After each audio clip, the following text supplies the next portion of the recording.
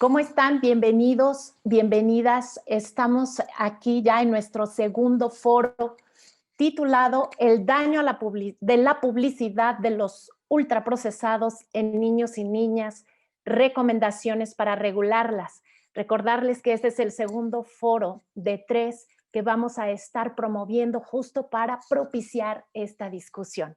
Estamos transmitiendo este día desde la Ciudad de México, pero les recordamos para quienes nos acompañan en la plataforma de Zoom, les invitamos a que activen la función de traducción que se encuentra en la barra de herramientas al interior, donde van a poder escuchar la interpretación en español de una de nuestras ponentes. Estamos transmitiendo también en vivo en Facebook Live desde la Alianza por la Salud Alimentaria, también desde el Facebook de El Poder del Consumidor. Y les recordamos que en esta plataforma de Facebook se va a transmitir con el idioma original de nuestras ponentes, pero para el día de mañana ya las plataformas, tanto en YouTube como en Facebook, la Alianza por la Salud Alimentaria va a colocar todo el foro en español por completo. A quienes nos acompañan desde la plataforma de Zoom, les pedimos que escriban las preguntas o comentarios que ustedes quieran hacer, ya saben, en esta cajita de preguntas y respuestas, en el Q&A. Y al finalizar las presentaciones haremos la lectura de las preguntas que ustedes tengan a bien hacernos o los comentarios que se puedan responder en el tiempo que tenemos disponible para esto. Pues bien, recordarles entonces que tenemos invitadas de lujo el día de hoy, 2 expertas. Una de ellas tiene como idioma original el inglés y voy a presentarles a nuestras panelistas en breve para después platicarles un poquito más de ellas, para profundizar en el tema del daño de la publicidad de alimentos y bebidas que está ocasionando este desastre, principalmente en nuestro país, este desastre alimentario. Hemos invitado a nombre de la Alianza por la Salud Alimentaria a la doctora Jennifer Harris del Roth Center for Food Policy and Obesity de la Universidad de Connecticut. Bienvenida, doctora, con nosotros. Estará también nuestra querida investigadora, también la maestra Fiorella Espinosa, quien es oficial de nutrición para entornos saludables en UNICEF México. Pues bien, sean otra vez todas y todos bienvenidos, bienvenidas a profundizar este tema que hoy nos trae aquí. Debemos reconocer que las niñas y los niños de nuestro país son quienes peor consumo alimentario tienen. Y esto es profundamente doloroso porque son quienes tienen el menor consumo de comida fresca y son quienes tienen el mayor consumo de ultraprocesados. La comida chatarra es causa de enfermedad y muerte, pero la publicidad podría ser este proceso perverso de manipulación infantil que merece este foro de análisis y todos los foros necesarios para colocar claramente cuáles son los procesos técnicos, la evidencia que puede documentar el daño y generar esta discusión pública, pero sobre todo la publicidad merece una reglamentación. Estudios a nivel internacional afirman que casi la mitad de las compras en el mercado podrían estar generados por una, le podríamos llamar gestión infantil, que se le inyecta cada vez más dinero a estas estructuras de publicidad infantil y que logran un impacto independientemente de los daños terribles a la salud, sino que ese impacto social puede deteriorar el desarrollo en general de la niñez. Existen ya pronunciamientos a nivel internacional de prohibir la publicidad en aras de proteger el interés superior de la niñez con un marco regulatorio robusto. A pesar de los avances en la regulación mexicana para prevenir estos daños a la salud y a la alimentación de la niñez, todavía hay compañías del sector de los fabricantes de los productos ultraprocesados que utilizan ciertas artimañas o estrategias para esquivar la regulación, y estos trucos han obligado a que busquen nuevas alternativas con tal de posicionar los intereses comerciales por encima del interés superior de la nación y diríamos por encima de las personas. Por eso es necesario que en estos momentos cruciales de política pública, de esta discusión técnica para nuestros países, entender cuál es el entramado de la publicidad dirigida a la niñez que está promoviendo las bebidas y los alimentos y generalmente los de peor calidad. Y por eso nos preguntamos si hay un consenso mundial, porque la niñez debe ser lo más importante en las sociedades y que debe estar protegida por todos los marcos regulatorios. ¿Por qué?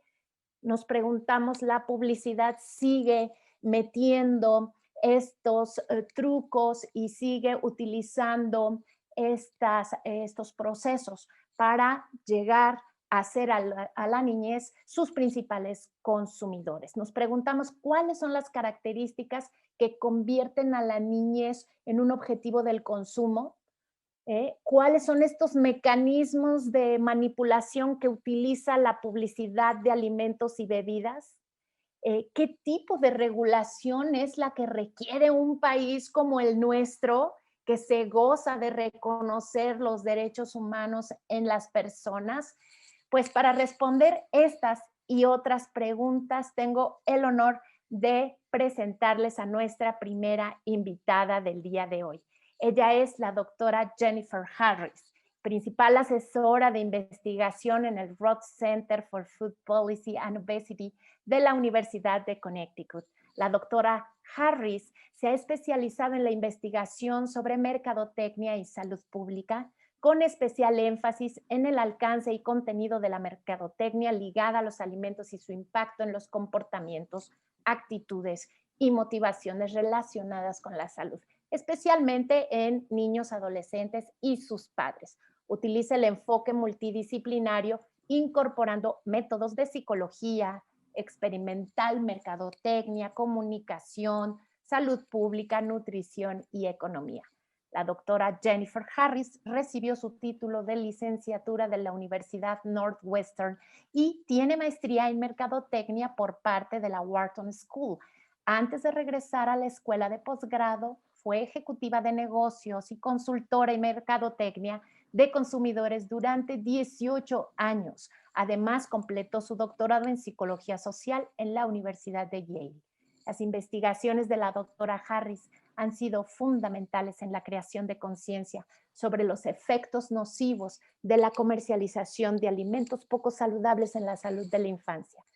Su trabajo ha ayudado a generar soluciones de política pública en los Estados Unidos sobre la comercialización de los alimentos en las escuelas, así como en las políticas a nivel estatal y local, como el impuesto a las bebidas azucaradas y comida más saludable para la niñez. En cuanto a políticas internacionales, ha influido en la restricción de la comercialización de alimentos poco saludables y actualmente ha presentado también trabajos de este tipo de regulaciones en Canadá, en Chile, en el Reino Unido, y su investigación incluye también la examinación de problemas relativos con la comercialización de alimentos para jóvenes y sus padres, dirigida a adolescentes en este ámbito digital, y la mercadotecnia de alimentos y bebidas nutricionalmente pobre para bebés y niños pequeños. Doctora Harris, gracias por estar aumentando esta discusión con su trabajo. Sea usted bienvenida. Ella nos va a presentar publicidad de alimentos y bebidas dirigida a niños, los espacios en los que los niños están expuestos a la publicidad y cómo la publicidad impacta en sus prácticas y preferencias. Tiene usted 15 minutos a partir de este momento. Bienvenida. Gracias. Es en verdad un placer estar aquí el día de hoy. Voy a comenzar a compartir mi pantalla y después comenzaré.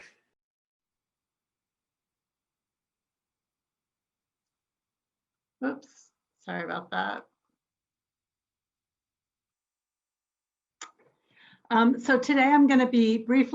El día de hoy brevemente voy a describir la investigación al respecto de cómo las personas que trabajan en la publicidad de los alimentos pueden tener a los niños como objetivo y cómo esto está afectando las dietas y la salud de los niños. Yo sé que todos ustedes han escuchado de la epidemia de obesidad en todo el mundo. No obstante, es mucho más que una crisis de obesidad. En realidad es una crisis de una mala dieta entre la mayor parte de los niños. Aunque los niños pudieran tener un peso normal. Cuando menos en Estados Unidos, el 40% de todas las calorías que consumen los niños son calorías vacías en la forma de grasa saturada o azúcar, sin valor nutricional. El 16% de esta ingesta calórica proviene de bebidas azucaradas que son dañinas para la salud de los niños. En un día cotidiano, un tercio de los niños consumen comida rápida y en los días que consumen comida rápida comen 300 calorías adicionales, así como una ingesta mayor de azúcar y grasa. Todas estas conductas dietéticas están generando riesgos a la salud relacionados con la dieta, como por ejemplo la diabetes, etcétera, de las cuales se sufrirán durante el resto de sus vidas. En los Estados Unidos, y yo estaré hablando sobre cifras estadounidenses porque tenemos datos muy extensos a este respecto, sin embargo es algo comparable en todo el mundo. No obstante, en Estados Unidos las empresas alimentarias gastan $14,000 millones al año en la publicidad de sus productos. Y al ver el tipo de empresas, las empresas de comida rápida, las empresas de dulces y de bebidas, son los principales anunciantes. Si vemos los productos saludables, como por ejemplo agua natural, frutas, etcétera, en realidad es menos del 2% del gasto total. Y ni siquiera se gasta nada en la promoción de las frutas y verduras. Simplemente la publicidad se centra en los productos dañinos. Al poner esta cifra en contexto, esto es lo que los Centros de Control de Enfermedades y de Prevención gastan en un año para evitar las enfermedades crónicas y también la promoción de la salud, incluyendo la prevención del tabaquismo y las enfermedades relacionadas con la dieta y el uso de sustancias. Al hablar de la publicidad en las campañas de salud pública para combatir los efectos de la publicidad de los alimentos no saludables, podemos ver que simplemente no hay comparación en lo que se gasta en prevención y en lo que se gasta en la publicidad. Estos son los datos de cuánto gastan las empresas para poder comercializar productos directamente hacia los niños y los adolescentes. En total, gastan aproximadamente $2,000 millones al año y de nuevo los productos que están focalizados hacia las personas jóvenes son la comida rápida, las bebidas azucaradas, también los cereales azucarados, los cuales forman la principal parte de la mayor proporción de lo que se comercializa hacia niños y adolescentes. A ver la manera en la que estos gastos de marketing se dividen. La televisión es la principal porción, pero hay empresas que también gastan mucho dinero en otros tipos de marketing que pudieran no ser tan obvios, como por ejemplo promociones y eventos, es decir, patrocinios a celebridades. Esa es una proporción muy importante en el marketing que se hace también en los envases, en las escuelas, en medios digitales y también en otros medios. Y al ver estas cifras, son $2,000 millones. Y cuando hablamos a las empresas, muchas de ellas dicen, bueno, nosotros solo estamos haciendo marketing de lo que las personas quieren. Si los padres no compran estos productos para sus hijos, nosotros no los publicitaríamos. Pero el resumen es que los padres en realidad no tienen oportunidad de combatir los miles de millones de dólares que las empresas gastan para dirigirse a sus hijos. Y en otra categoría también incluye el dinero gastado en la investigación de mercado. Las empresas están contratando psicólogos, también están gastando mucho dinero en la investigación para poder determinar exactamente de qué manera se debería focalizar a los niños y cuál debería ser más efectivo en cuanto a hacer que los niños adquirieran sus productos. El marketing de los alimentos para los niños tiene un impacto en la obesidad y desde luego se ha vuelto un tema muy importante en los últimos 15 años. Esto comenzó alrededor del 2006. Esta fue una revisión realizada por las Academias Nacionales de Ciencia en los Estados Unidos y se han hecho estudios similares en todo el mundo. Estos fueron un análisis de toda la bibliografía existente sobre este tema y la conclusión, no muy sorprendente, dado cuánto gastan las empresas, es que el marketing de los alimentos funciona, aumenta el reconocimiento de marca, también mejora las preferencias de ciertas marcas. En el caso de los niños, el que los niños soliciten o exijan ciertas marcas a sus padres, también influyen en el consumo a corto plazo.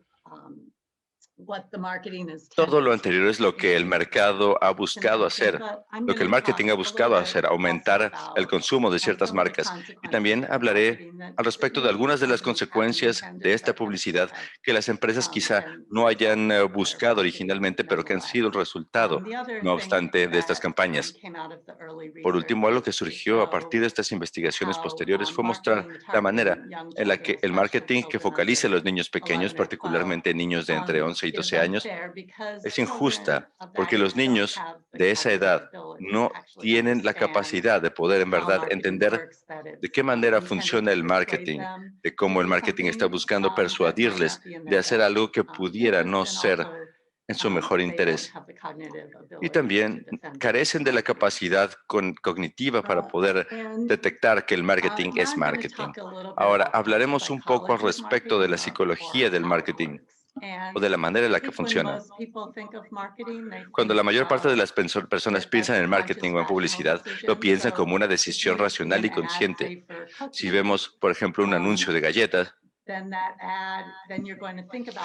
entonces vamos a pensar de los mensajes que existen en esa publicidad que nos puede convencer de que esta galleta es algo que vale la pena. Y los niños solicitan este producto a sus padres y en última instancia esto es lo que lleva a que las personas coman demasiado de estos alimentos no saludables. Entonces, así es como la mayor parte de las personas piensa que funciona el marketing, pero así en realidad no es como funciona. El marketing en realidad funciona sobre nuestras emociones y este es el resultado de un estudio que se realizó al ver 880 campañas de publicidad. Estas son campañas hechas para los adultos, no para los niños. Lo que encontró este estudio es que mientras más dominan las emociones sobre los mensajes racionales, son mejores los efectos empresariales y se dieron cuenta que los anuncios más efectivos son aquellos donde existe muy poco contenido racional o ninguno. Si pensamos en la mayor parte de la publicidad para alimentos, esta realidad no es consciente, no hay mensajes racionales en estos mensajes, verdaderas razones por las cuales se debe adquirir un producto sobre otro. Todo se trata de las emociones, todo se trata de hacernos sentir bien. Cosas como, por ejemplo, el oso polar de Coca-Cola o los personajes de M&M's, todo esto son divertidos, son entretenidos. Y es en verdad esa manera en la que funciona el marketing. Después, en los últimos 10 años aproximadamente, ahora con el advenimiento de los medios digitales, el marketing ha cambiado de maneras fundamentales. Ahora, lo que sucede es que mucho del marketing son mensajes integrados en el contenido de entretenimiento. Estos son algunos ejemplos del marketing focalizado en línea.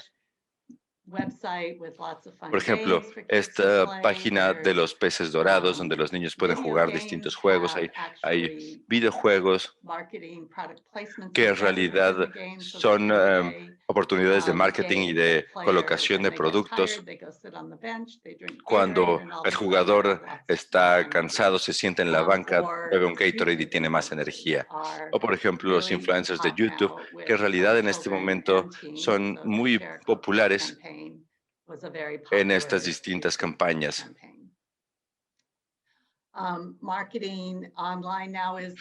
El marketing en línea en este momento es aceptado por nuestros pares, por personas como nosotros.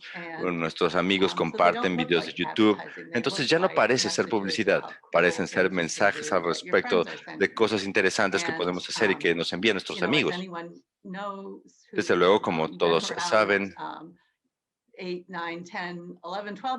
los niños de 8, 9, 10, 11, a esa edad, las personas de nuestra edad, los pares, son más importantes que los padres. Bueno, cuando menos cuáles son sus opiniones.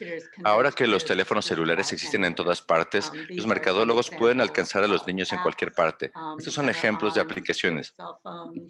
Aplicaciones que están en los teléfonos celulares de los niños.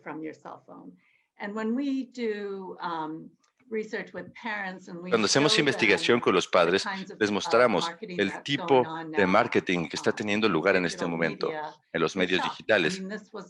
Esto les impacta. Esto no existía cuando ellos eran niños. No tenían ni idea de que esto era lo que sus niños estaban viendo en línea y en sus teléfonos. Y es en verdad una excelente manera de que las empresas puedan para que las empresas puedan alcanzar a los niños sin la mediación de los padres. Esto en verdad es algo que sucede en la publicidad en el marketing digital. Es marketing disfrazado también. Los niños y los adolescentes tienen menos posibilidades de reconocer que esta publicidad en efecto es publicidad. Más cuando está escondido en un juego divertido o una publicación de un amigo, es más difícil de resistir. La publicidad viral permite que los niños puedan hacer publicidad entre sí y así las empresas en ocasiones no tienen que gastar demasiado, simplemente publicar un buen video y publicar en las redes sociales y los niños las personas jóvenes lo transmitirán entre sí. Psicología del marketing, y esto es lo que las empresas están tratando de hacer con toda su publicidad, no solamente con la publicidad digital. Y esto es tratar de crear asociaciones positivas que vinculen la publicidad directamente a los productos.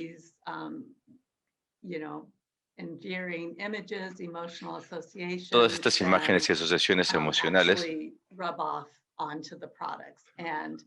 realidad entran en contacto con o dan color, digamos, a los productos que se están buscando promocionar. Parte de la investigación más interesante que he visto muestra que cuando alguien ve un anuncio que disfruta o juega algún videojuego con colocación de productos, esto hace que a las personas les guste más el sabor del producto cuando lo prueban por primera vez. La publicidad funciona en realidad de la manera opuesta a la que muchas personas pudieran esperar. Y quiero mostrarles un ejemplo del estudio que realizamos, en el cual pedimos a los niños de preescolar que probaran distintos productos que se encontraban ya sea en un empaque con un personaje de alguna caricatura y tanto en el caso para los para las zanahorias o para las botanas de fruta. Entonces, cuando les preguntamos a los niños cuál les gustaba más, el que tenía un personaje o el que no tenía el personaje, aunque fueran exactamente los mismos, los niños, más de la mitad de los niños pensaban que el producto que tenía un personaje sabía mejor, aunque fueran lo mismo. El 37% pensaron que sabía igual y eran de hecho productos idénticos. Quisiera terminar hablando al respecto de la regulación. En los Estados Unidos, tal como en la mayor parte de los países del mundo, la industria de los alimentos, después de que surgió esta investigación, decidió que se iba a regular a sí misma. Por esto, crearon programas en Estados Unidos, iniciativas de publicidad para alimentos y bebidas, prometiendo que solamente iban a publicitar las elecciones más saludables para los niños. Este programa ha existido durante 10 años y esta simplemente es una ilustración de los productos que se publicitan a los niños en la actualidad. En verdad, no ha cambiado mucho. Aún siguen siendo los peores productos con la mayor cantidad de azúcar. Esta es la razón por la cual necesitamos regulación gubernamental. Realmente un último tema al respecto de la regulación. En el 2010, la Organización Mundial de la Salud recomendó que los países deberían tomar acciones para reducir el impacto del marketing de los alimentos y bebidas poco saludables hacia los niños. Actualmente es prácticamente exclusiva la publicidad de productos no saludables hacia los niños. No obstante, desde que hemos aprendido más al respecto de cómo funciona el marketing y de las nuevas maneras que tienen las empresas para alcanzar a los niños, nosotros, de manera reciente, la OMS y la UNICEF han subrayado el hecho de que el marketing para los alimentos también es una amenaza para los derechos de los niños, no solamente que atenta contra sus derechos a la salud, sino también de una alimentación adecuada, la privacidad y la libertad de la explotación económica. En este momento, estas organizaciones no solamente recomiendan que los estados deben tomar acciones, sino que se debe proteger a los niños de estas prácticas que atentan contra sus derechos humanos básicos. Gracias. Me parece que habrá tiempo para preguntas al final. Muchas gracias, doctora Jennifer Harris, por esta excelente presentación. En efecto, vamos a tener una sesión de preguntas y respuestas. Quisiera resaltar 3 aspectos de su presentación sobre estos miles de dólares invertidos ahora en marketing digital, en esta viralidad exponencial, en los mensajes integrados, en influencers, en aplicaciones para celulares. Pues también esta posición ahora de la niñez como consumidores y difusores de los mismos mensajes, y por último esta relación que usted hace sobre la capacidad de disfrutar y la percepción del sabor. Muchas gracias por estos primeros elementos, y ahora quiero dar la presentación y la bienvenida a nuestra segunda experta. Ella es la maestra Fiorella Espinosa, quien es nutrióloga egresada de la Escuela de Dietética y Nutrición del ISSSTE y maestra en Salud Pública por la Escuela de Salud Pública de México, del Instituto Nacional de Salud Pública. También ella colaboró en el DIF nacional, acompañando la operación de programas alimentarios como desayunos escolares en los 32 estados de la República. Ha sido coordinadora de programas de nutrición y de investigación en diversas organizaciones de la sociedad civil como Save the Children y El Poder del Consumidor, y ha participado en diferentes foros de discusión y mesas de trabajo en torno a la política alimentaria nacional e internacional. Actualmente, Fiorella Espinosa se desempeña como oficial de nutrición de UNICEF México a cargo de la coordinación de proyectos para la modificación de entornos que mejoren la nutrición de niñas, niños y adolescentes. Fiorella, bienvenida. Gracias por presentarnos este tema de el panorama de la publicidad dirigida a niños y niñas en México, la exposición de los niños a la publicidad en varios medios en el país y la importancia de regularla. Adelante. Muchísimas gracias, querida Julieta. Es un gusto para mí poder compartir este foro con la doctora Jennifer Harris, de quienes hacemos salud pública y abordamos este tema en especial, pues hemos usado evidencia científica generada por ella y sus equipos. Voy a compartir mi presentación. También voy a dar una perspectiva general sobre lo que ocurre en específico en nuestro país. Ya mencionabas tú, Julieta, que en nuestra infancia está teniendo una alimentación inadecuada, pero antes quiero citar esta frase de la consulta de expertos de OPS en 2011, que va a ser una de mis principales referencias. Ya la doctora Harris mencionó las recomendaciones de la OMS, de las cuales derivan en este otro documento.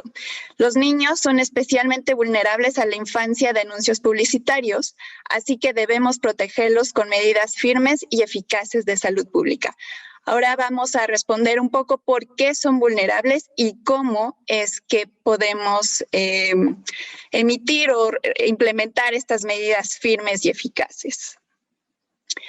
Entonces, como mencionábamos ya, en México en general sabemos que la población mexicana tiene un alto consumo de bebidas azucaradas. Esto no es la excepción para niños, niñas y adolescentes. Pero también quiero mostrar estos datos de la última encuesta de salud y nutrición sobre qué más están comiendo niños, niñas y adolescentes. Como ven, es el grupo que más incluye en su dieta con más frecuencia botanas dulces, postres y pastelillos, llamémoslo así como cereales dulces. De hecho, los niños más pequeños y los que están en edad escolar, si los comparamos con los adolescentes y los adultos, pues prácticamente la mitad de ellos los incluyen en su dieta. Así también, dentro de las bebidas azucaradas, algo que ellos están consumiendo de forma importante son estas leches endulzadas que además pues contienen algunos aditivos. ¿Esto qué está provocando? Estos, si bien son datos de una encuesta anterior, pueden sí tener una asociación con lo que están consumiendo niños, niñas y adolescentes. Esperaríamos siempre que el comportamiento en una población fuera diverso, pero ¿qué está pasando con los niños, niñas y adolescentes en México? La mayoría están teniendo un consumo excesivo de azúcares y de grasas saturadas. Es decir, no estamos hablando de que solo un 10, un 20, 30% de niños, niñas y adolescentes exceden estos nutrimentos que sabemos generan daños a la salud. Estamos hablando de que desde 58 hasta el 92% en el caso de los preescolares consumen estos nutrimentos llamados críticos de forma excesiva. Entonces, bueno, este es un panorama general de la dieta de niños, niñas y adolescentes en México, que se ha asociado bastante, sobre todo en un país como el nuestro, con las técnicas de promoción y publicidad de alimentos que, como ya bien se dijo, en su mayoría pues son alimentos no saludables, altos en estos nutrimentos, azúcares, grasas, sodio. Entonces, aquí solo quiero apuntar que cuando se estudia la promoción y la publicidad, generalmente se abordan estos dos elementos, que son los canales de comunicación y las técnicas y estrategias. Si ven en este esquema, en realidad estas se entremezclan, ¿no? Entonces, lo que se ha visto es que los canales de comunicación más utilizados son evidentemente la televisión, pero como nos lo acaba de decir la doctora Harris, también ya el Internet a través de diversos dispositivos está siendo uno de los medios que están llegando cada vez más a niños, niñas y adolescentes. También los empaques, que afortunadamente en México tenemos un avance y a partir del 1 de abril van a estar restringidos en alimentos con exceso de nutrimentos críticos, así como las escuelas y los espacios de reunión de niños, niñas y adolescentes. Comúnmente son espacios donde se hace esta publicidad. Puntos de venta, ¿no? Directamente en el punto donde puedes comprar estos alimentos, es decir, las tiendas. Y finalmente, pues espectaculares y otros anuncios que podemos ver en la calle. Dentro de las técnicas y estrategias usadas en todos estos canales o en varios, unos de los más utilizados son los personajes, ya sea propios de la marca o celebridades, caricaturas, personajes de película, deportistas o también otros elementos, ¿no? No necesariamente son personajes, a veces colores atractivos, formas que llaman pues la atención de niños, niñas y adolescentes, pero también cada vez vemos más regalos, ¿no? Premios y juegos asociados a estos productos. Algo que ya también se ha empezado a estudiar y ya hay evidencia en México que se usa de manera común es el product placement, que es cuando se inserta la publicidad indirecta de productos en, por ejemplo, series o películas. Y los patrocinios que también ya mencionaba la doctora, ¿no? Que también son común y se asocian, por ejemplo, a eventos deportivos. Entonces, ya lo decíamos bien, cuando hablamos de promoción y publicidad de alimentos y bebidas, la gran mayoría en el mundo, y no deja de serlo así en México, es publicidad de alimentos con exceso de calorías, azúcares añadidos, grasas trans, grasas saturadas y sodio.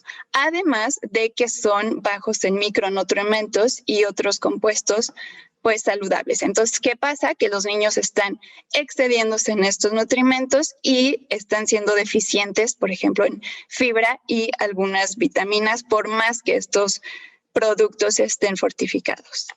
Hicimos desde UNICEF una revisión muy rápida de literatura sobre este tema y encontramos algunas características o adjetivos asociados a la promoción y publicidad de alimentos y bebidas. Encontramos, de acuerdo al tamaño de la letra, era lo más prevalente, que la publicidad se asocia mucho a esta característica de ser omnipresente, millonaria, ya nos mostraba las cifras la doctora Harris, también generalizada, ¿no? Bueno, está en todos lados, pero además es persuasiva, agresiva, implacable, influyente, constante y desproporcionada, ¿no? Es decir, tiene esta característica de, pues sí, querer lograr su objetivo, que es vender. Entonces ya mencionábamos la vulnerabilidad de niños y adolescentes es lo que hace que sea necesaria la regulación de este elemento. Los niños son intrínsecamente vulnerables a la intención y el poder persuasivo de los mensajes publicitarios debido a su capacidad cognitiva inmadura. En este esquema, adaptado de un documento de UNICEF que con gusto les podemos compartir y que voy a presentar un poco más adelante, en este esquema vemos cómo conforme, los niños más pequeños no perciben esta intención de venta, ¿no? Estos mensajes para ellos no disciernen si les están dando información meramente o les quieren convencer de consumir un producto, de comprar. Posteriormente, cuando crecen en la edad de 7 a 11 años, quizá ya tienen una mayor percepción de esto, pero la adquieren ya hasta la adolescencia. Sin embargo, y por eso los ponen en un estado de vulnerabilidad, ¿no? Por esta no capacidad de poder discernir. Pero esto no acaba a los 12 o 11 años, porque cuando se convierten en adolescentes, pues ya se involucran otros mecanismos. Los adolescentes están muy motivados por una gratificación inmediata, ¿no? Más que por consecuencias a largo plazo. Ellos, por también su desarrollo cognitivo, no pueden medir las consecuencias en el largo plazo y solo se concentran en la gratificación inmediata. Pero también, todos hemos pasado por ahí, en la adolescencia pues somos muy influenciables, ¿no? ¿Y esto en qué deriva? En que la publicidad se vuelve aspiracional y además genera un sentimiento de pertenencia, ¿no? Es decir, están todas las condiciones para que ellos, pues esta publicidad sea bastante efectiva en ellos. Este caminito de cómo la publicidad al final de cuentas sí tiene un impacto en la ganancia de peso o en la obesidad infantil, ya la doctora Harris nos decía que no es tan simple como me expongo, como y gano peso, sino que se involucran pues otros mecanismos que tienen que ver con primero un cambio de actitud, pero no es una cuestión meramente individual, ¿no? Hay una normalización y sí, a nivel personal hay un deseo por los productos, pero porque es lo que está en mi entorno, ¿no? Es lo que los mensajes publicitarios me llevan a querer ese producto. Y además algo que es importante en los niños es que se les va formando esta conciencia de que existen productos y marcas y de que quizá, pues si es más aceptado o es la norma social, pues yo debo tener ese producto también. Esto luego se fortalece cuando en el punto de venta sigo expuesto a signos o señales que me invitan a comprar o que me empujan a comprar. Y entonces pueden ocurrir dos fenómenos. Los niños, pese a lo que de repente se llega a decir, también tienen su propio dinero y también compran alimentos y bebidas en los diversos espacios. Quizá hoy en día es menos por las condiciones en las que estamos, pero por ejemplo cuando están en la escuela ellos compran directamente alimentos y por tanto pues sí, esta influencia que tiene la publicidad puede derivar en una compra y un consumo, pero también hay algo importante que ocurre a través de los padres. Los padres suelen ser influenciados por niños, niñas y adolescentes a través del fenómeno que se ha llamado Pester Power, que no es más que la insistencia derivada de estos mensajes publicitarios de los niños que transmiten a sus padres. Y ellos al final de cuentas pues acceden a la compra derivado de esta insistencia. Por tanto, el output, o bueno, más bien el resultado es la compra de este alimento, el consumo, pero no queda ahí, sino que, como ya vimos, estos alimentos y bebidas, en realidad, por sus altos contenidos de nutrimentos críticos y de calorías, no llegan o tienen la característica de ser cuasi adictivos, se les ha llamado, pero además no compensan la ingesta calórica extra, ¿no? Porque siempre está, ya lo decía la doctora Harris, pues empujando o promoviendo que haya un consumo calórico excesivo. Y además se dejan de consumir alimentos saludables. Entonces, este es un poco el caminito de por qué sí la publicidad de alimentos y bebidas lleva a la obesidad infantil. Perdón.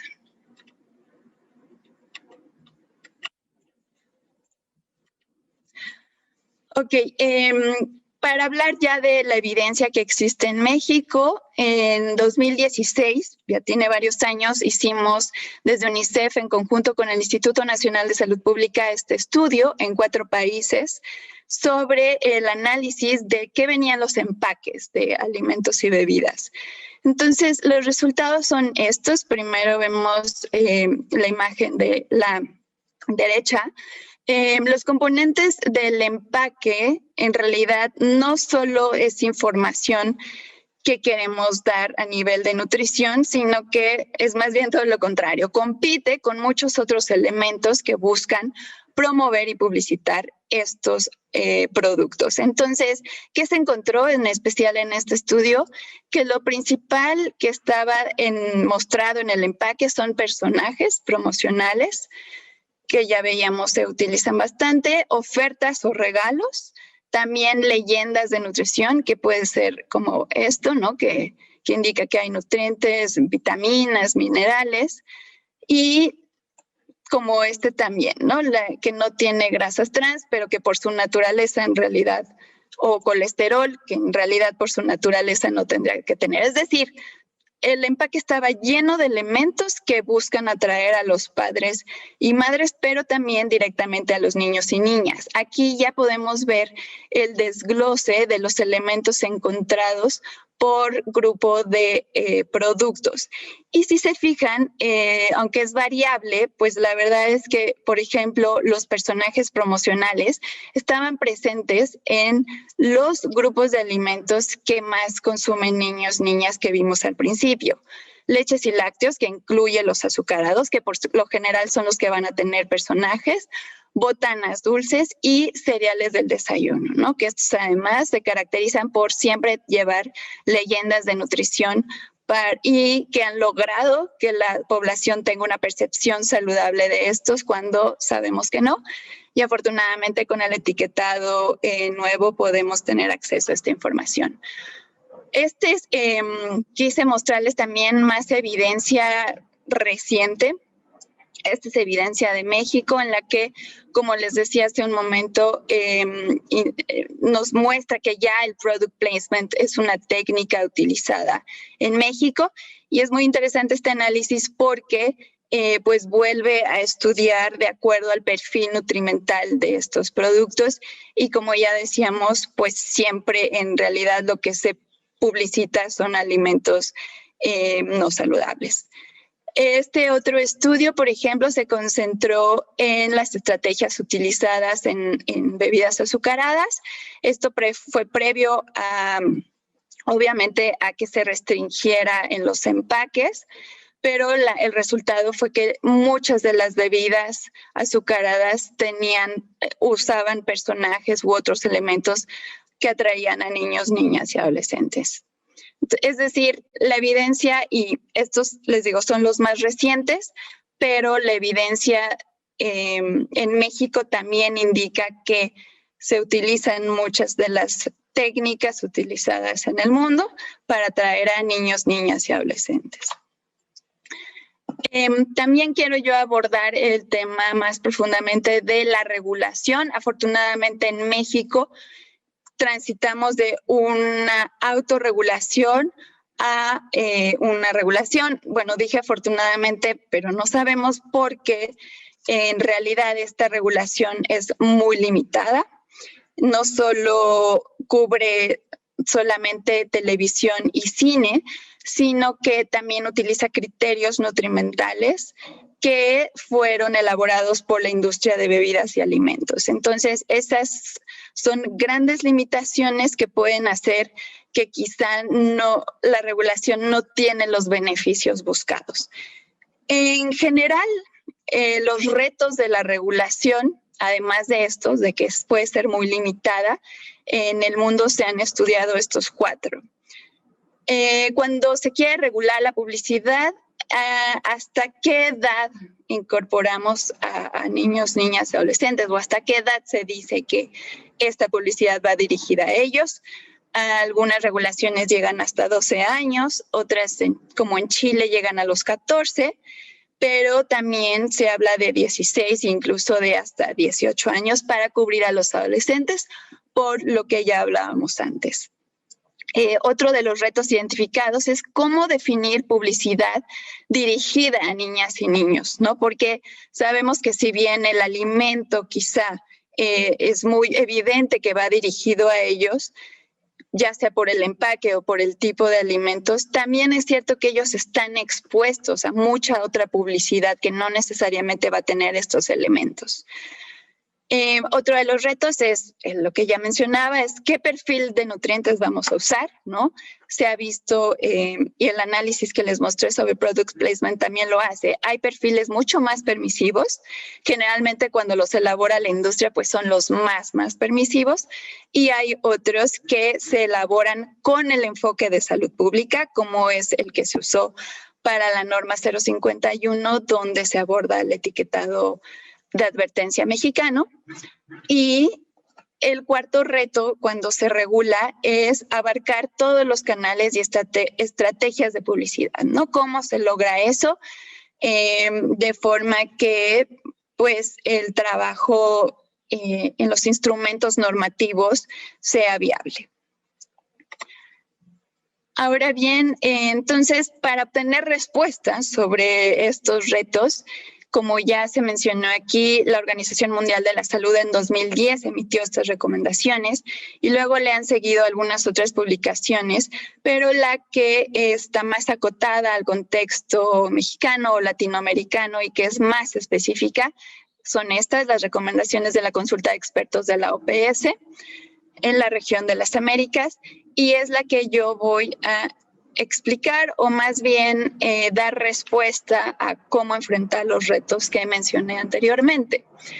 Entonces, en esta consulta de expertos se concluye a raíz de pues, un estudio amplio de la evidencia y de las situaciones en diversos países que debe abarcar todas las técnicas de mercadotecnia utilizadas en todos los canales de comunicación, ¿no? O sea, hay que regular todo, porque si dejamos fuera una técnica o un canal, lo que va a pasar es que, y como es lo que está pasando en México, se migra de un canal a otro y al final niños, niñas siguen expuestos a esta publicidad.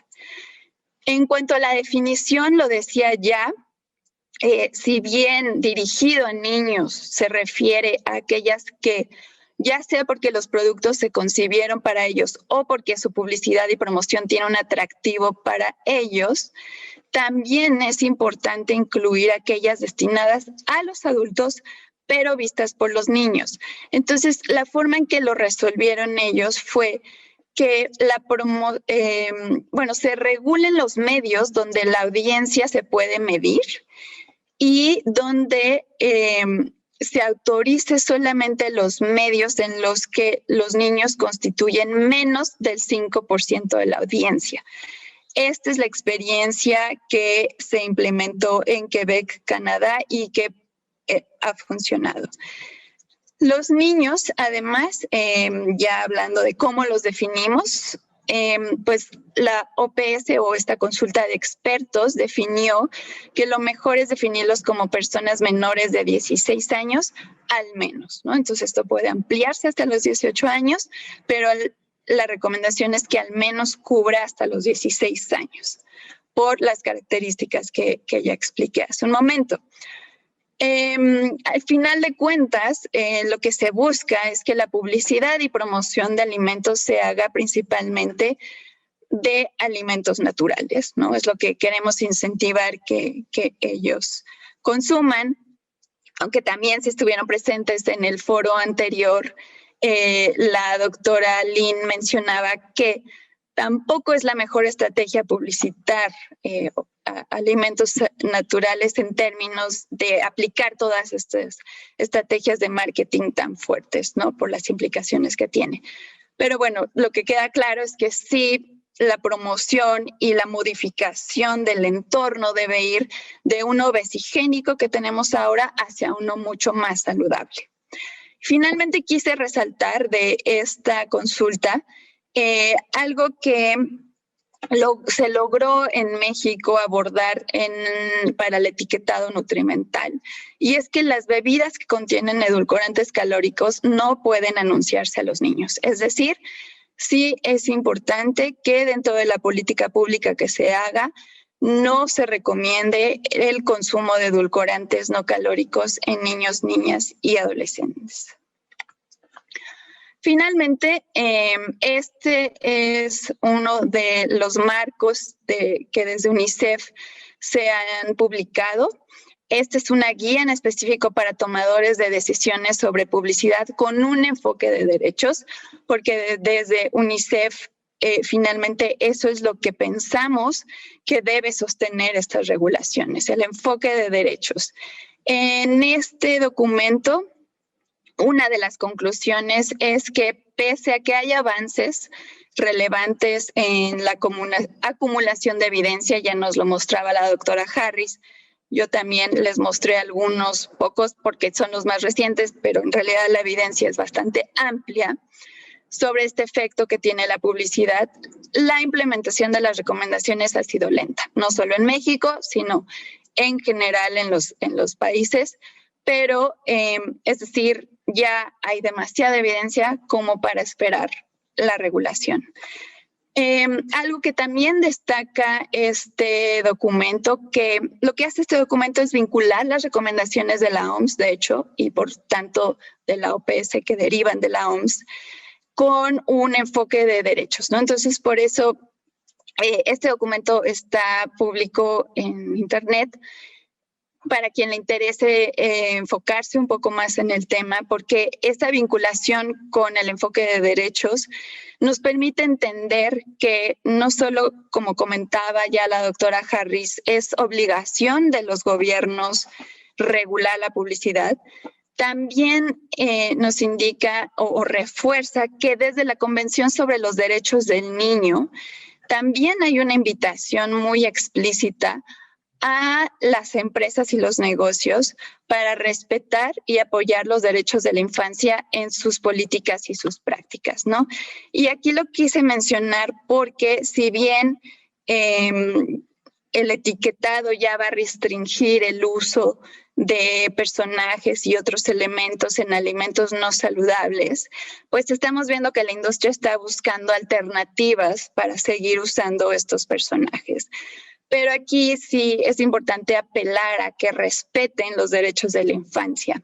En este documento, y lo mencionó también ya la doctora Harris, nos explican por qué la publicidad puede ser violatoria de los derechos a la salud, a la información y a la alimentación, por supuesto que en México está reconocida este derecho, pero también a otros derechos como a la vida, a la recreación, a la no discriminación y a la educación, ¿no? Entonces, tener presente que están de por medio los derechos de la infancia cuando se aplican estrategias agresivas de marketing o de marketing simplemente por ser dirigido a niños, niñas y adolescentes, pues sí es sujeto de este tipo de debates, pero sobre todo de regulación.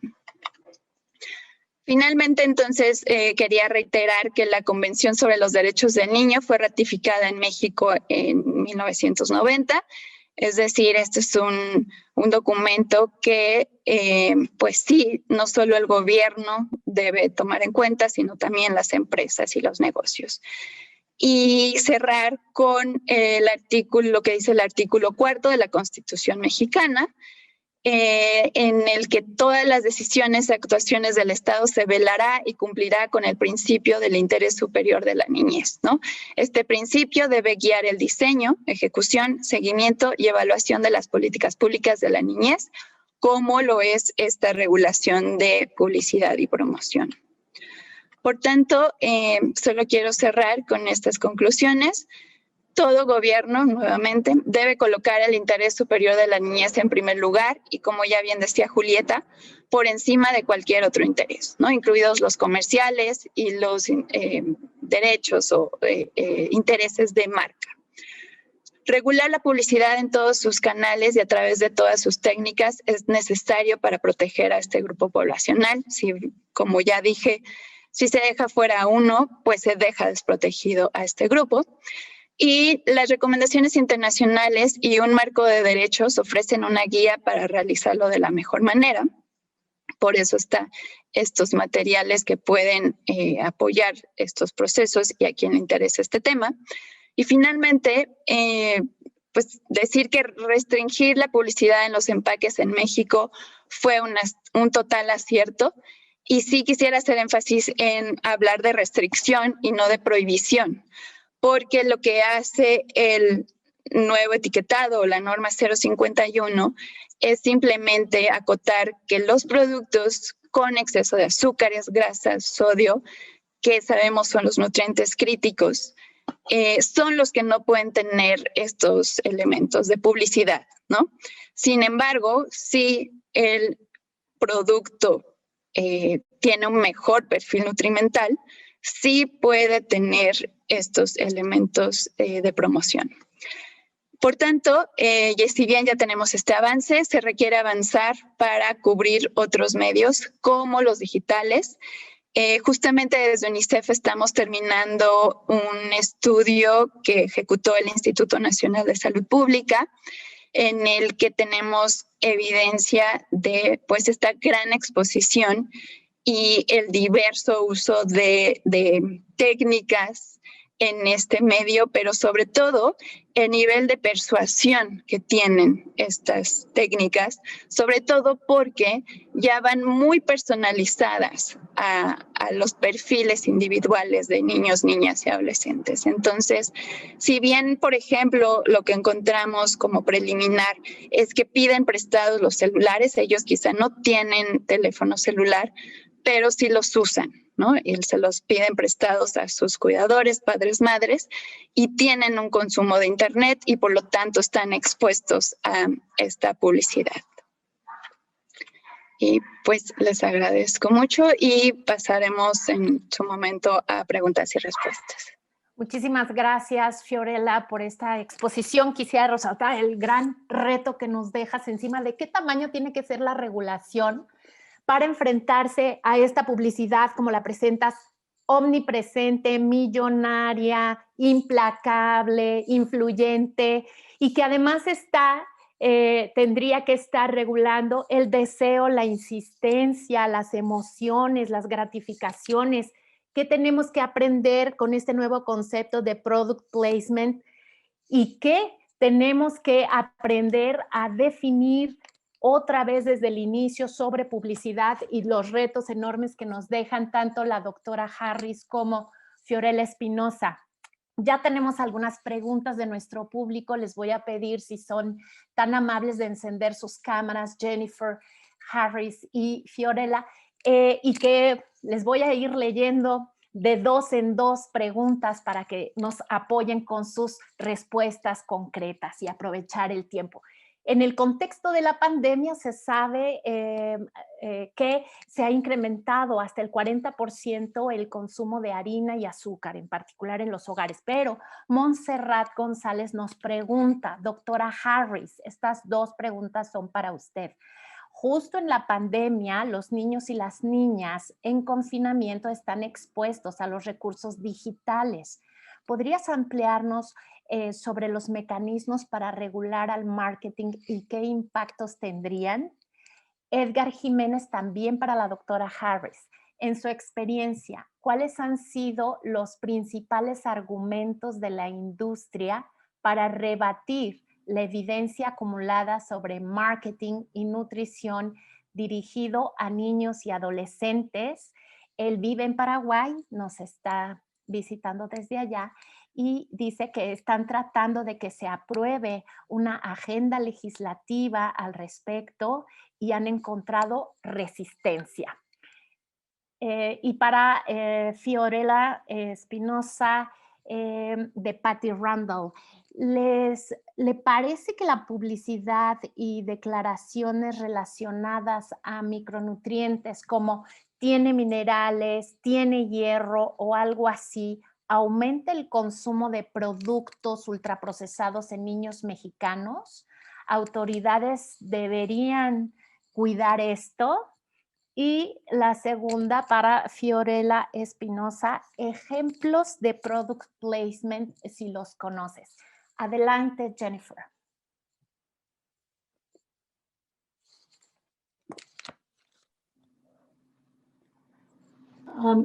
So I think the question was, Me parece que la pregunta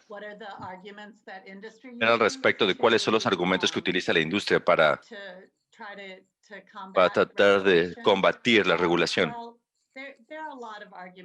Y hay muchos argumentos que pueden emplear y en verdad no tienen ningún sentido, siendo honestos.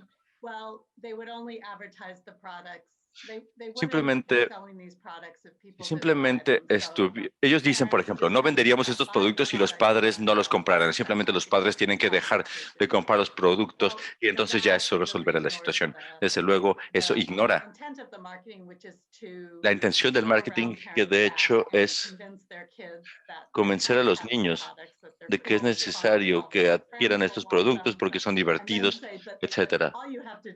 Y después decir que todo lo que hay que hacer es decir que no. Y ese argumento en realidad me hace enojar porque en realidad pone a los padres a la defensiva. Y en términos económicos, lo que se ha argumentado es que si no se pueden argumentar, al decir que no se puede, que si no se puede publicitar estos productos a los niños, que entonces habrá problemas con el empleo, que esto pudiera poner en peligro los empleos de algunas personas, que pudieran eliminarse fuentes de empleo, y que eso elimina la posibilidad de decisión de las personas si es que ellos no pueden publicitar estos productos, lo cual tampoco tiene ningún sentido. Porque nadie está diciendo que estos productos no se pueden vender, que no pueden estar en los anaqueles. Simplemente se está diciendo que no se les pueden publicitar directamente a los niños. Hay, en realidad se está tratando de distraer para no tratar de lidiar con el hecho de que lo que ellos están haciendo daña a la salud. También se pudiera argumentar que están comenzando a comercializar productos más saludables, pero quizás reduciendo 1 o 2 gramos de azúcar o diciendo, por ejemplo, cambiando la fórmula para agregar azúcares o digamos endulzantes artificiales, no es algo que en realidad sea mejorar la calidad de los productos. Jennifer, había otra pregunta sobre los mecanismos de regular el marketing en medio de la pandemia y el confinamiento.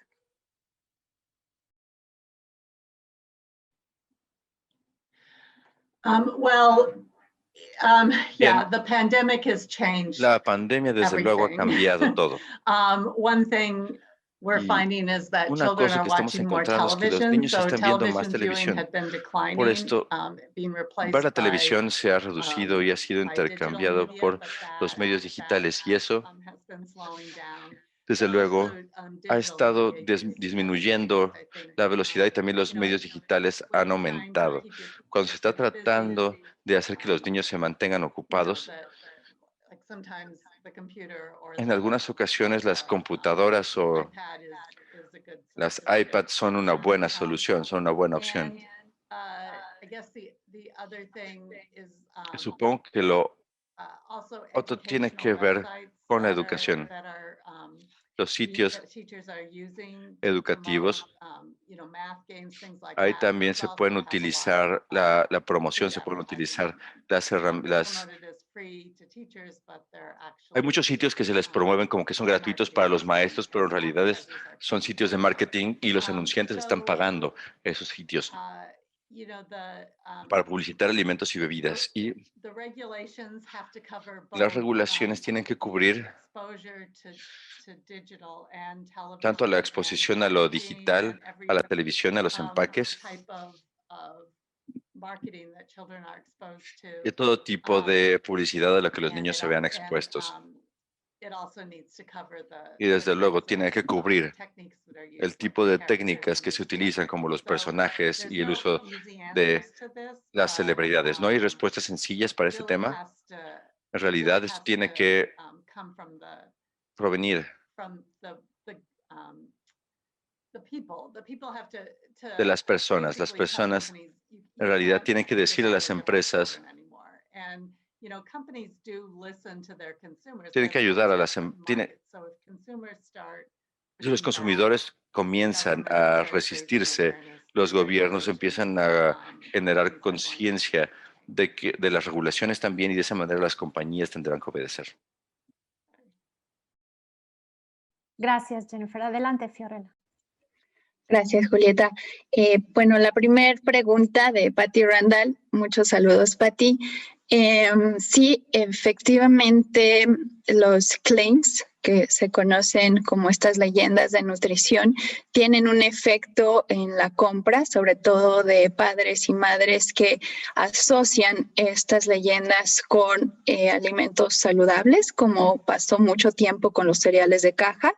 El Instituto Nacional de Salud Pública tiene diversos estudios que pueden apoyar esto, y por ese motivo fue que dentro de la norma 051 se restringió también el uso de estos claims en productos que tengan uno o más sellos de advertencia, justamente porque de entrada podría generar una disonancia entre que un producto tenga sellos y al mismo tiempo tenga claims, ¿no?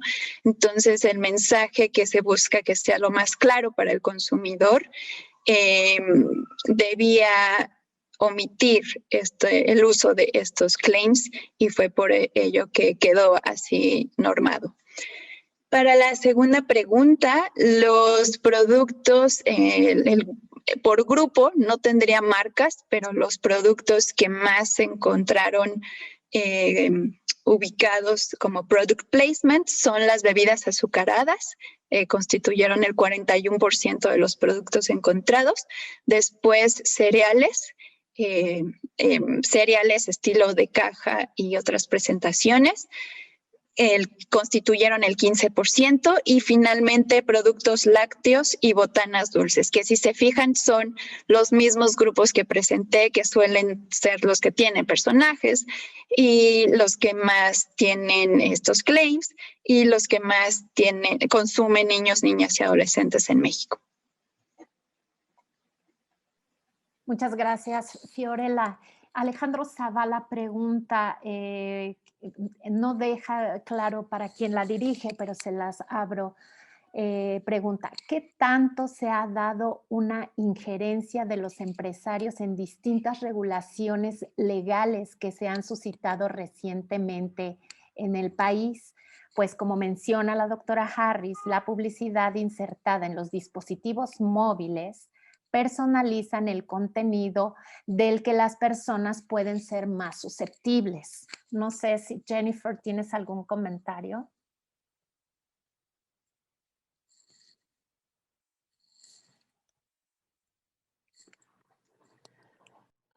Well, I would, I do have one comment. So, Y tengo un comentario a este respecto. Algo interesante que está teniendo lugar es que en el Reino Unido y en Europa, en realidad se está buscando regular los medios digitales.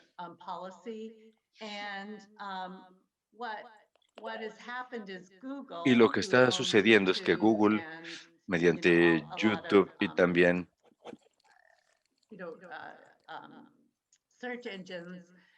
u otros buscadores, en realidad saben la edad de las personas que están empleando los dispositivos y por ello han establecido estándares al respecto de quién puede publicitar para los niños menores de 18 años mediante las plataformas de Google. Por lo tanto, esto no es una empresa de alimentos, sino una empresa de medios que ha decidido que esto es algo de lo que sucederá en el futuro y que lo van a facilitar. No obstante, también nos han dicho que no lo harán en los Estados Unidos porque no hay oportunidad de que Estados Unidos regulara la publicidad en los medios digitales. Esto simplemente es un ejemplo de lo que pudiera hacerse si las empresas quisieran hacerlo. Bien. Fiorella, ¿quieres comentar algo al respecto, por favor? Sí, en el caso de México, durante la administración pasada, como lo comentaba, si bien se emitió una regulación publicada a través de lineamientos, esta regulación, pues lo que decía, ¿no? Fue bastante limitada y no fue casualidad. Es decir, sí hubo bastante interferencia de la industria de bebidas y alimentos, en el sentido de, como mencionaba, imponer criterios nutrimentales que sabían que ellos mismos habían diseñado y por tanto iban a ser laxos. Entonces se convertía en una especie de autorregulación porque ellos mismos estaban definiendo sus criterios. Pienso que el etiquetado que se acaba de implementar en México será un comienzo o un recomienzo para que justamente la formulación de política pública sí se haga basada en evidencia. Y creo que es el ejemplo de que pese a esta interferencia o estos intereses, pues está, como tú bien dijiste hace un momento, siendo mayor el interés por la niñez y por la población, por su salud. Yo creo también que el COVID o esta situación nos ha demostrado la importancia de la prevención, la importancia de llevar una alimentación saludable y que por tanto todas las medidas que se puedan implementar son urgentes y deben ser conforme a la evidencia científica y a lo que se necesita y no obedecer a intereses. Gracias, Fiorella. Voy a leer dos preguntas que pueden ser similares para la doctora Harris. ¿Qué opina sobre la posibilidad de implementar el mismo tipo de publicidad y estrategias psicológicas que se usan en la industria para vender comida chatarra, pero ahora para vender comida saludable. ¿Las implicaciones éticas son las mismas? Y también Juan Pablo de Valle de la Universidad Iberoamericana nos dice, en una época en donde la vida fit, saludable, está de moda, el impacto es mayormente generado por la publicidad. ¿Qué tanto utilizan las mismas estrategias publicitarias como personajes, alianzas, personajes famosos, las marcas saludables y tienen el mismo impacto que los productos no saludables? ¿Qué opinión tienes, Jennifer?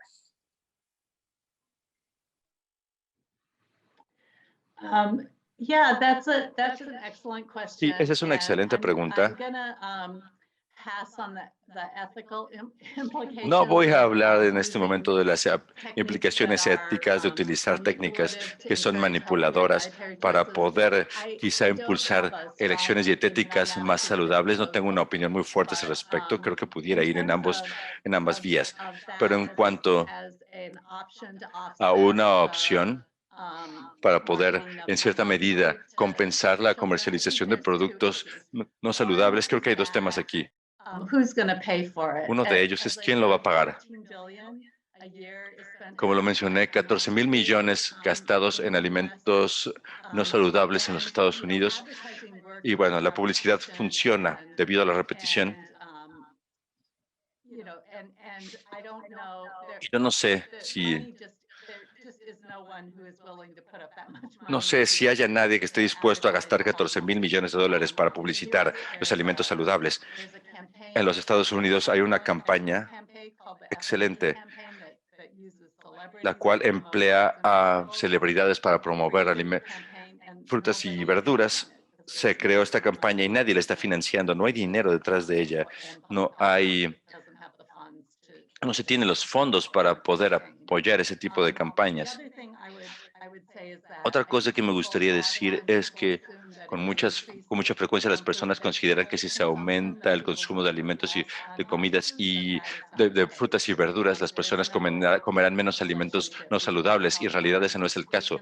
No hay ninguna relación en el consumo entre los alimentos saludables y los que no. Nadie va a argumentar en contra del consumo de alimentos saludables. Pero eso no necesariamente, que se consuma más de eso, no necesariamente reducirá el consumo de los alimentos no saludables. La publicidad aumenta el consumo incluso para las personas que comen suficientes frutas y verduras. La publicidad aún así puede aumentar el consumo de estos alimentos no saludables. Muchas gracias. Una pregunta para Fiorella. ¿Hay un mecanismo que nos permita comprobar con mediciones que eliminar personajes infantiles de empaquetados realmente inhibe la mala alimentación o mejora los hábitos alimentarios? Sí, un poco la misma pregunta se formulaba cuando se implementó el etiquetado o se aprobó. Lo que quienes hacemos salud pública creemos, o más bien nos basamos en evidencia científica, sabemos es que todas las medidas en su conjunto son las que van a generar resultados. Si bien no siempre quizá las relaciones son al revés, ¿no? Es decir, sabemos que los empaques fomentan el uso de personajes y todas esas técnicas fomentan el consumo. No es necesariamente lo contrario, ¿no? El eliminar su consumo por sí mismo. Pero lo que sí creemos es que el conjunto de diversas medidas, como lo son, y el etiquetado, que como ya decía, no solo va a agregar información para que el consumidor haga su elección, sino va a retirar los personajes, pero también los claims, pero también los avales que, por ejemplo, se usaban desde profesionales de la salud para pues avalar, como su nombre lo dice, algunos productos pese a que tenían altos contenidos de azúcares, grasas, sodio. Todo esto es lo que sí en su conjunto puede desincentivar la compra y por ende el consumo. Es importante que dentro de los pasos que siga México se armonice, por ejemplo, el etiquetado con la publicidad, es decir, todo lo que tenga al menos un sello no se pueda publicitar a niños, niñas, pero incluso también a los adultos. Es importante que estos productos tampoco estén en las escuelas, ¿no? Estamos generando, como también lo hace la publicidad, una nueva norma social y eso es lo que a nivel más público puede generar resultados. Muchas gracias, Fío. En su respuesta, la doctora Jennifer Harris me hizo recordar que Susan Lin afirmaba que no se trata solamente de comer o no comer ese producto, sino de las estrategias perversas de manipulación en todo tipo de publicidad. Y les hago una última pregunta a ambas. Doctora Harris, ¿cómo se conjuga la publicidad persuasiva y el carácter adictivo de los productos en los que están dirigidos a la niñez? En su opinión, ¿cuál sería su respuesta? That's an excellent question. Esta es una excelente pregunta. I think, companies are in business to sell. Las empresas se encuentran para vender. Ganan más cuando venden más alimentos. Y mientras más personas quieran adquirir estos alimentos y comerlos, más se volverán adictos a ellos y también más van a poder vender. Entonces, es mucho menos costoso para ellos gastar en publicidad para que las personas consuman más de ello. Es más rentable para ellos hacer esto que promocionar alimentos saludables que las personas consuman en una cantidad normal y sin un sobreconsumo. Entonces, creo que existe una razón por la cual el marketing de alimentos de alto contenido de grasa y de alto contenido de azúcar es tan efectivo. La investigación sobre la adicción a los alimentos muestra que para algunas personas, no para todos, pero para algunos casos, el azúcar es una sustancia adictiva. Y eso hace que el marketing hacia los niños sea aún más, incluso más desagradable. Muchas gracias. Fiorella, no sé si para ti solamente o para las dos. ¿Cuál sería el país ideal de donde debiéramos presumir su regulación, si es que existe, respecto a bebidas y alimentos dirigidos a la niñez? Sí, desde 2016 Chile implementó una ley que justamente tiene como gran valor el armonizar el etiquetado con la publicidad, con la venta en escuelas, y la parte de publicidad es bastante fuerte. Prohíbe o restringe la publicidad en horarios bastante amplios de televisión, por ejemplo, y el Internet está incluido dentro de los medios regulados. Ellos, para monitorear, por ejemplo, hacen revisión aleatoria, ¿no? Y algo muy importante, trabajan en conjunto diversos sectores, no solo es el Ministerio de Salud en su caso, sino que pues el Ministerio de Educación y el de Comunicación están trabajando conjuntamente para lograr las verificaciones, el monitoreo, y también hay evaluaciones que quizá no todavía están todas publicadas, pero ese proceso que se llama hechura de la política pública es como, en Chile es un muy buen ejemplo de cómo llevarlo a cabo. Ahora también en términos de restricción o regulación de marketing digital, países como Irlanda, me parece, están en avanzada regulando este tipo de marketing. Muchas gracias. Pues estamos llegando al final de esta charla. Estamos agradecidas y agradecidos por los elementos técnicos que ustedes han abonado a la discusión. Me gustaría resaltar 5 solamente por mencionar algunos. Una regulación tendría que estar basada en una evidencia científica reciente y robusta. Tendrían que estar atravesados por la protección de los derechos. Tendrían que considerar los nuevos conceptos y conceptualizaciones que están emergiendo. Debería incorporar en los nuevos entornos por COVID y debiera incluir argumentos sobre el manejo de las emociones directamente relacionados con la publicidad. Son tan solo algunos elementos, pero quisiera invitarlas a ambas a que cerraran esta conversación con una frase agradeciendo a las dos su generosidad y sobre todo no solo este día, sino todo el bagaje de trabajos que ya nos han compartido a través de su experiencia y su trayectoria. Adelante, Jennifer Harris. Gracias. I would just like to say thank you. Solamente me gustaría decir gracias por la invitación. En realidad aprecio mucho estar aquí y estoy muy agradecida de que las personas en México estén buscando la regulación de la publicidad de los alimentos para los niños. Nos anima mucho a ver el progreso que se está haciendo. Desde luego es un avance lento, pero es progreso. Gracias. Adelante, Fiorella.